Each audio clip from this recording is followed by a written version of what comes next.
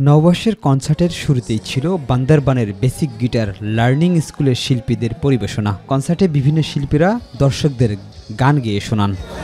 সবাই নতুন করে সব শুরু করুক, সুন্দর করে বাঁচুক, নতুন বছরকে নিয়ে যেন সবার একটা সুন্দর প্ল্যান থাকে, দেশটাকে সাজানো, দেশটাকে গোছানোর। আমরা চাই আজকের দিনের মতো যতটুকু আনন্দ হচ্ছে এরকম আনন্দ আমরা পরের বারও এরকমভাবেই চাই। অনেক খুশি লাগছে আজকের দিনে। সকল মঙ্গল আমাদের হোক, সকল শুভকামনা সবার জন্য। নববর্ষের প্রত্যাশা অবশ্যই আমাদের দেশটা আরো ভালোর দিকে যাক, দেশটা যেভাবে চলতেছে এভাবেই যাতে চলুক। কনসার্ট শেষ হলে সন্ধ্যা ৭টার পর শুরু হয় ড্রোন শো। ড্রোন শোটি পরিচালনা করেন ১৩ জন চীনা পাইলট বা ড্রোন চালনাকারী বিশেষজ্ঞ।